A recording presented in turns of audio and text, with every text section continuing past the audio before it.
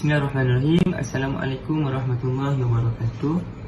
Baik, hari ini insyaAllah kumpulan kami akan membentangkan tajuk perbincangan yang kami dapat, iaitu The Status of Kosher Foods from Islamic Perspective, atau dalam bahasa mudahnya adalah status makanan kosher dari perspektif Islam. Okey, ahli kumpulan kami terdiri dari 4 orang, masing-masing dari Jabatan Siasah Syariah (JASIS) dan juga Jabatan Syariah dan Ekonomi (JSE). Okey, dalam perbincangan kali ini terdapat 6 topik penting ataupun isi kandungan.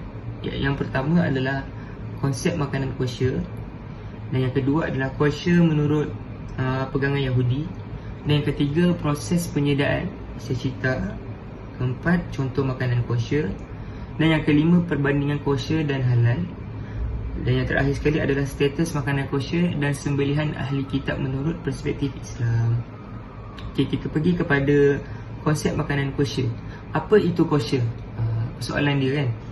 Kosher ni adalah salah satu istilah bagi diet pemakanan orang Yahudi yang serupa dengan istilah halal bagi umat Islam.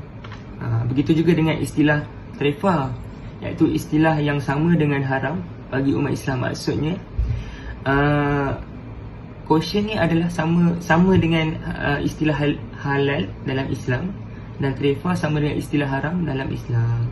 Akan tetapi untuk peraturan-peraturan kosher ni tak serupa dengan peraturan halal bagi umat Islam, kerana terdapat beberapa makanan yang boleh dimakan oleh orang Yahudi tetapi tak boleh dimakan oleh orang Islam. Begitu juga sebaliknya, terdapat ada makanan yang boleh dimakan oleh orang Islam tapi tak boleh dimakan oleh orang Yahudi.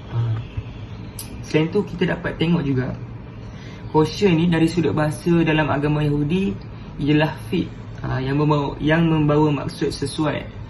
Okay, sebab apa dia membawa maksud sesuai? Sebab mereka nak selarikan ataupun nak sesuaikan peraturan pemakanan yang mereka guna berdasarkan undang-undang makanan orang Yahudi sahaja.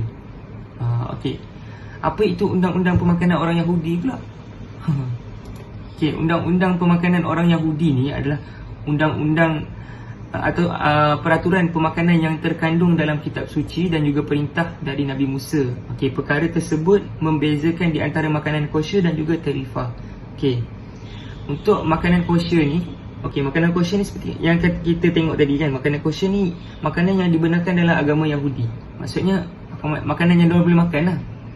Okay, makanan tarifah pula makanan yang dilarang dalam agama Yahudi, makanan yang diorang tak boleh makan. Sama ya, macam kita Islam, halal kita boleh makan kan, haram tak boleh makan.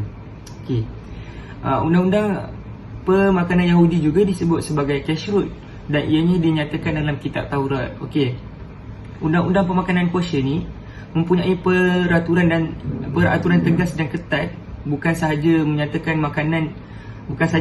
makanan tu boleh makan ataupun tak. Ditekankan juga macam mana cara penghasilan, cara pemprosesan, cara penyediaan sebelum dimakan, sebelum kita makan makanan tu. Maksudnya peraturan pemakanan diorang tu detail. Okey, seterusnya konsep kosher juga digunakan dalam pemakaian, ianya termasuk tata cara dan juga protokol pemakaian. Jadi secara keseluruhannya, mencari makanan kosher ni adalah satu kewajipan kepada diorang lah. Sebab kita dapat lihat dalam Old Testament, surat perjanjian lama, janganlah kamu makan apa-apa yang diharamkan oleh Tuhan. Maksudnya kat sini orang Yahudi sangat menekankan pengambilan makanan yang dibenarkan dalam agama mereka. Maksudnya diorang pun cari makanan yang boleh makan. Okey, baik, seterusnya kita pergi kepada poin yang kedua, iaitu kosher menurut pandangan Yahudi. Okey, untuk topik yang kedua ni kita nak tengok apa pegangan Yahudi ataupun pandangan mereka tentang kosher. Kita sebagaimana yang kita tahu, dalam agama Islam telah menetapkan syarat halal bagi pengambilan sesuatu makanan kan.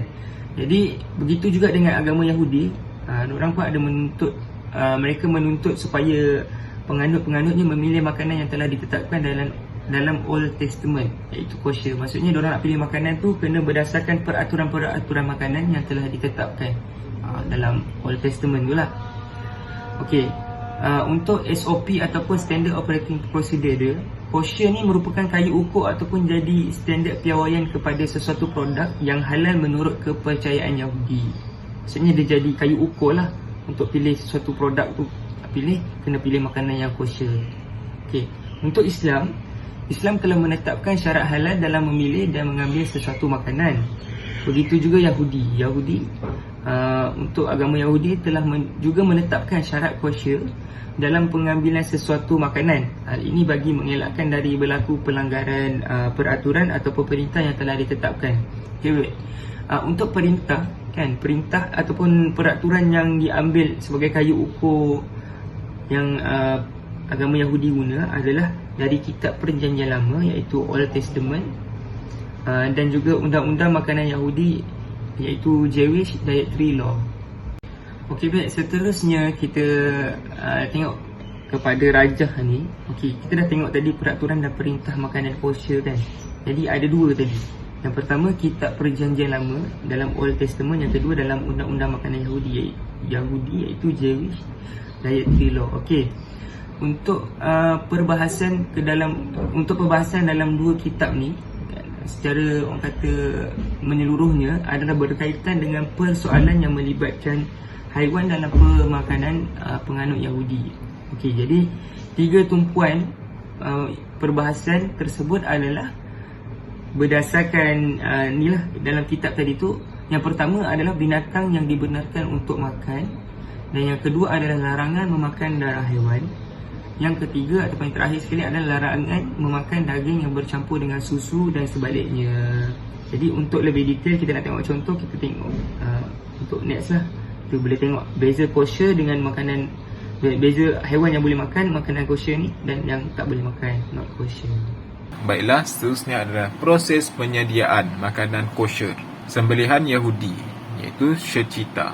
Dalam penganiayaan daging kosher, agama Yahudi sangat menekankan kelayakan seorang penyembelih tersebut, iaitu shochet ini.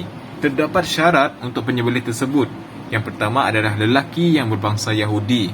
Yang kedua adalah bertauliah dan terlatih dalam penyembelihan shechita tersebut. Dan yang ketiga, dilantik oleh rabbi ataupun pendeta mereka. Yang keempat adalah mestilah menggunakan pisau yang tajam semasa menyembelih tersebut. Kemudian kita sambung untuk proses shechita ini. Shochet perlu melafazkan lafaz pujian kepada Tuhan di awal sembelihan. Terdapat dua lafaz pujian kepada Tuhan. Yang pertama adalah Bismillah Allah Akibah, dengan nama Allah yang Maha Besar. Yang kedua adalah Maha Suci Tuhan, Engkau Tuhan kami, Engkau yang telah mensucikan kami dengan perintah melakukan sebaik-baik sembelihan. Seterusnya, haiwan yang disembelih perlulah hidup dan dalam keadaan sedar semasa proses shechita. Ketika proses shechita, shochet perlu berhati-hati dan mengelak daripada melakukan sebarang larangan semasa proses penyembelihan. Yang pertama adalah teragak-agak ketika menggunakan pisau untuk menyembelih. Yang kedua adalah tekanan yang berlebihan kepada pisau semasa menyembelih. Yang ketiga adalah membenamkan pisau di antara saluran trakea dan esofagus ataupun bawah kulit.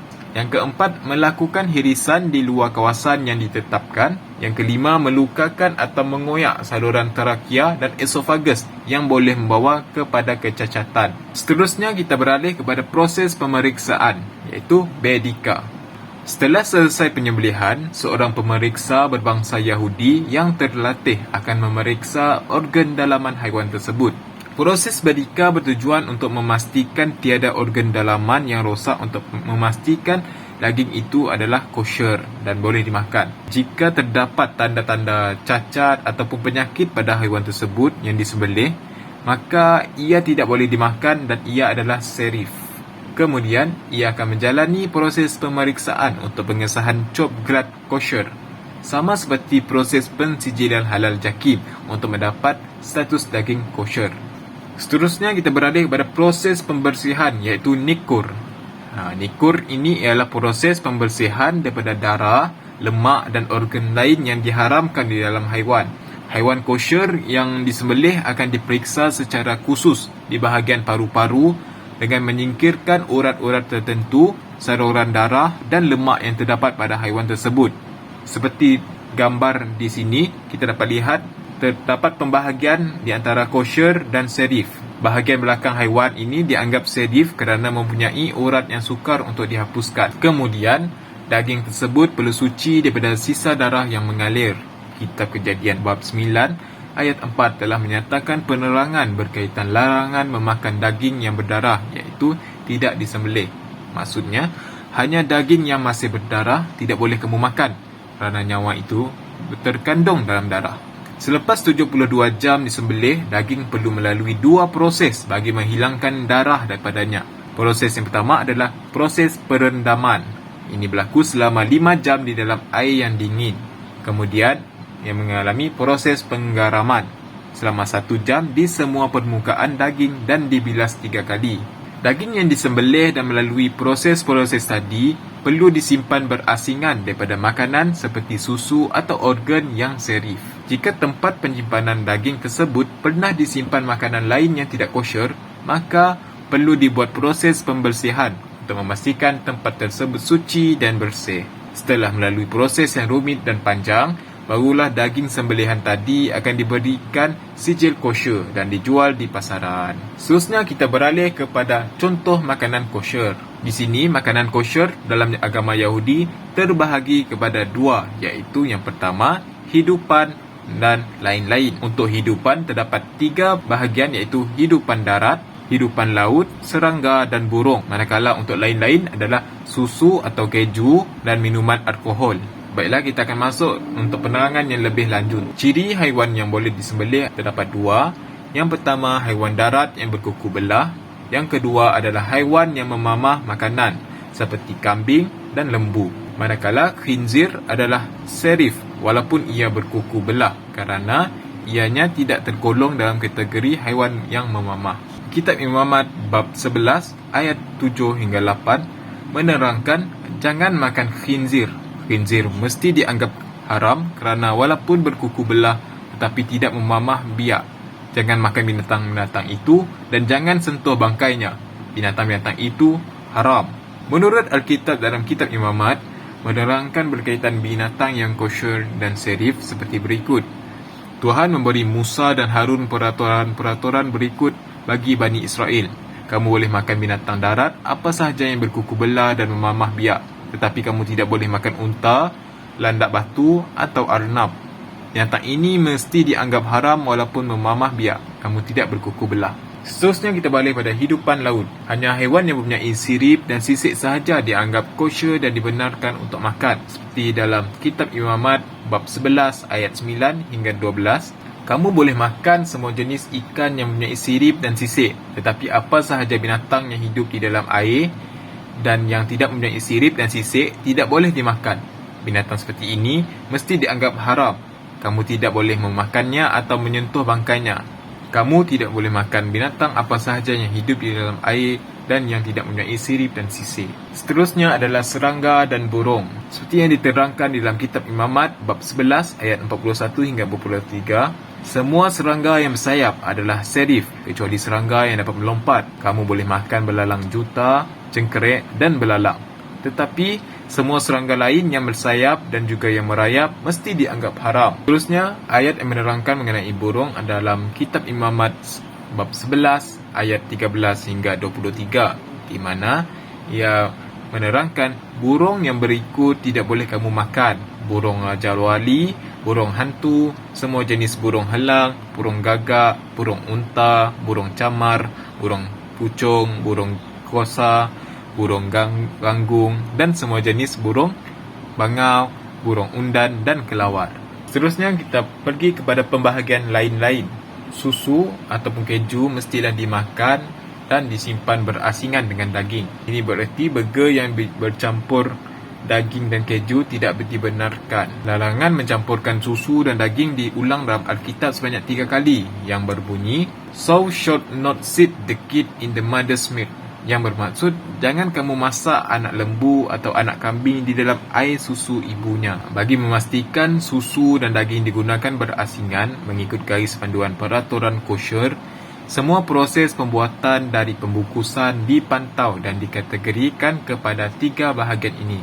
Bahagian yang pertama adalah produk berdasarkan daging sahaja. Yang kedua, produk berdasarkan susu sahaja. Yang ketiga, produk yang tidak mengandungi daging dan susu. Seterusnya kita berada kepada bahagian minuman alkohol. Untuk minuman alkohol ini, semua produk berasaskan anggur adalah kosher. Penganut Yahudi dibenarkan untuk minum arak yang diperbuat daripada anggur dengan syarat arak tersebut dihasilkan oleh penganut Yahudi sahaja. Seterusnya, larangan untuk meminum arak hanya dikhususkan kepada arak yang telah dijadikan pemujaan dan telah digunakan bagi tujuan keagamaan yang tertentu. Yang terakhir adalah arak kosher yang bercampur dengan arak yang non-kosher juga merupakan sesuatu yang dianggap serif dalam agama Yahudi. Okey, seterusnya yang masuk pada kosher versus halal, iaitu perbandingan antara keduanya menurut perspektif Islam.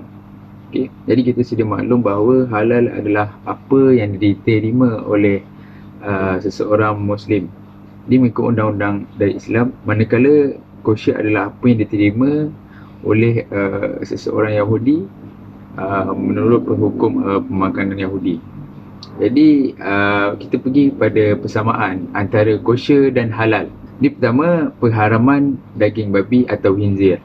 Jadi terdapat persamaan asas dalam menentukan status haram kedua-dua agama Islam, kedua-dua agama dalam menentukan status daging babi. Jadi dalam kita lihat pada kosher mengenai tentang pengharaman daging babi iaitu khinzir dalam kitab Yahudi, iaitu dalam bab Hikmahat 11 7 hingga 8 seperti berikut.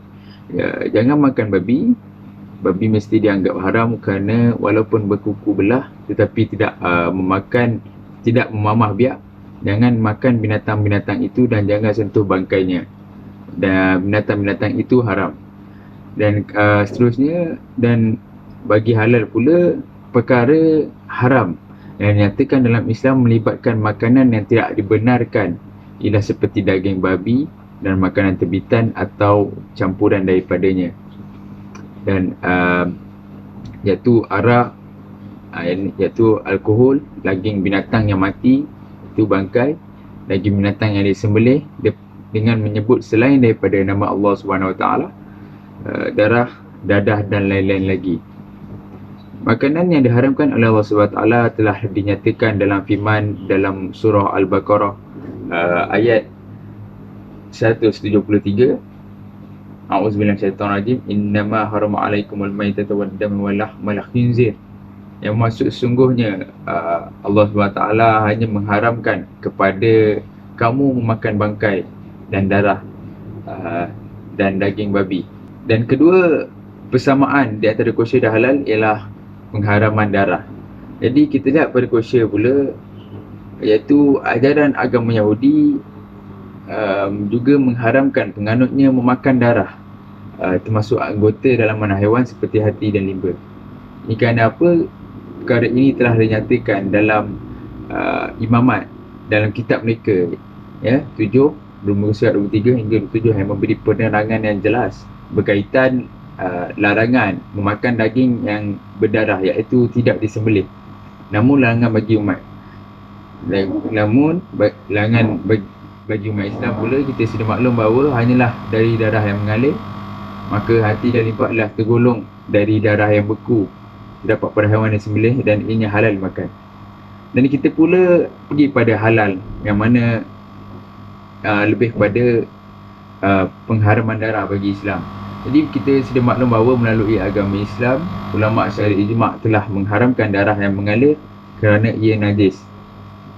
Namun pengharaman ini tidak termasuk darah haiwan, air seperti ikan, jantung, limpa dan hati serta sumber darah yang berada dalam saraf binatang selepas ia disembelih selama mana ia tidak mengalir dan darah yang masih kekal selepas dibasuh. Jadi mafhum firman Allah Taala dalam Al-Quran yang berbunyi, dan katakanlah tidaklah aku dapati dalam apa yang diwahyukan kepada sesuatu yang diharamkan bagi si pemakan yang mahu memakannya kecuali bangkai atau darah yang mengalir atau daging khinzir kerana sungguhnya ia kotor, atau suatu pendeharkaan yang disembelih untuk selain daripada Allah Subhanahu Wa Taala. Jadi kita pergi pula kepada perbezaan antara kosher dan halal. Dan sebelum ni kita sudah maklum itu persamaan. Yang pertama ialah pengharaman daging babi, dan kedua ialah pengharaman darah. Dan kali ini kita pergi pada perbezaan antara kosher dan halal. Jadi kita pergi bahagian penyembelihan. Kosher dibolehkan sekiranya dianggap kosher dan disembelih oleh orang Yahudi saja. Dan seterusnya halal. Dalam agama Islam, daging dihalalkan jika disembelih oleh mana-mana orang Islam yang mempunyai cukup syarat. Dan yang kedua, alkohol dan arak. Jadi dibolehkan bagi penganut Yahudi dengan syarat arak itu perlulah mempunyai kandungan kosher sahaja. Dan bagi alkohol dan arak bagi halal, arak dilarang sama sekali oleh penganut agama Islam untuk meminumnya. Dan yang kedua, bahagian daging dan tenusu bagi kosher pula ia tidak boleh dicampur dalam makanan. Dan bagi halal pula boleh dicampur dalam makanan, tiada masalah. Dan bahagian sayuran dan buahan bagi kosher boleh dimakan sekiranya ianya dianggap kosher dan tidak ada serangga padanya. Dan bagi sayuran dan buahan bagi halal pula ialah dalam agama Islam ianya boleh dimakan. Okey, kita pergi pada seterusnya. Sembelihan Yahudi wa ta'amul ladzina utul kitab, khususnya orang Yahudi. Kadang Kristian ini, kadang-kadang dia kata dia Kristian tapi kita tak sure cara pengamalan dia terhadap agama dia. Tapi Yahudi dia agak berpegang dengan amalan agama dia, maka kosher secara umumnya boleh dimakan oleh orang Muslim. Sebab itu kita tengok dalam hadis, semua jemputan-jemputan yang Yahudi jemput Nabi itu, Nabi pergi makan. Termasuk yang Nabi makan kambing yang dia bubuh racun kepada Nabi SAW. Padahal dia musuh Nabi. Tentulah dia bukan Islam. Dia Ahlul Kitab. Sembelihan Yahudi boleh dimakan. Yahudi ni dia lebih straight sikit dalam kosher dia tu. Mungkin lebih daripada apa yang kita amalkan lah. Kerana dia lebih straight. Dan kita boleh makan sembelihan dia. Dan dia bertutup, sembelihan dia jaga. Dia jaga. Dia tak banyak. Tapi orang tu, nak suruh sokong Yahudi. Bukan soal sokong, soal boleh makan. Soal boleh makan. Wallahualam. Jadi saya akan bentangkan berkenaan dengan status makanan kosher dan makanan sembelihan ahli kitab dalam perspektif Islam. Jadi saya akan bahaskan dahulu berkenaan dengan status makanan kosher, yang mana menurut ijma' ulama, makanan kosher halal dimakan selagi ianya tidak termasuk dalam kategori yang jelas haram seperti zat, daging babi, bangkai, darah, najis, dan jika mengandungi kandungan yang memabukkan seperti alkohol dan kandungan yang merosakkan kesihatan. Jadi tiada menjadi kesalahan bagi seorang Muslim itu untuk memakan makanan yang telah disediakan ataupun yang telah dimasak oleh orang yang bukan Islam, asalkan makanan itu diperbuat daripada susu, sayur-sayuran dan juga buah-buahan dan segala macam jenis makanan kecuali pada bab sembelihan, yang mana sembelihan adanya perkhususan hukum yang akan dibahaskan sementara saja nanti insya-Allah. Jadi seterusnya berkenaan dengan status makanan kosher menurut Badan Persediaan Halal di dalam negara dan juga di luar negara. Jadi saya akan bahaskan dulu berkenaan persediaan halal di Malaysia, yang mana penetapan standard dan prosedur ataupun SOP yang didasarkan dari yang telah dipegang oleh persediaan halal di Malaysia adalah berdasarkan kepada fiqh mazhab Asy-Syafi'i itu sendiri. Makanya status kosher di Malaysia adalah menurut ataupun berdasarkan daripada pandangan mazhab Asy-Syafi'i, yang mana makanan kosher adalah haram bagi umat Islam berdasarkan perbezaan prinsip peraturan makanan di antara makanan kosher dan juga makanan halal itu sendiri, yang mempunyai sebagai perbezaan daripada segi perincian bagaimana untuk menentukan sama ada itu halal ataupun kosher. Okey, ini merupakan pandangan Imam Asy-Syafi'i yang mengajak umat Islam supaya berhati-hati terhadap perkara yang syubhat dalam kehidupan agar dapat ditinggalkan kerana dikotiri jatuh kepada hukum yang haram. Jadi kesimpulannya, makanan kosher bukanlah anjuran dalam agama Islam dan umat Islam wajib memilih makanan yang halal bersesuaian dengan tuntutan dan falsafah ajaran Islam yang telah diwahyukan oleh Allah Subhanahu Wa Taala. Makanya makanan syubhat lebih baik untuk dijauhkan. Manakala bagi menurut Badan Persediaan Halal di luar negara seperti Infanka, jabatan yang memantau makanan halal di Amerika Syarikat, juga menyatakan pendirian yang sama, yang mana bahawasanya makanan kosher adalah haram dimakan oleh umat Islam.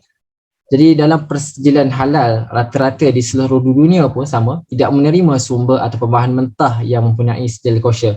Begitu jugalah JAKIM juga dengan tegas tidak menerima sijil kosher sebagai dokumen rujukan untuk menyokong persediaan halal setelah mengendari, yang mana prinsip kosher itu sendiri tidak mematuhi kepatuhan atau standard syariah itu sendiri. Seterusnya berkenaan dengan pendapat ulama tentang makanan sembelihan ahli kitab. Tadi baru kita habis berkenaan dengan status makanan kosher. Sekali ini kita akan melihat status makanan yang disembelih oleh ahli kitab. Berdasarkan ayat Al-Quran surah Al-Maidah ayat 5, A'udzubillahi minasyaitonirrajim.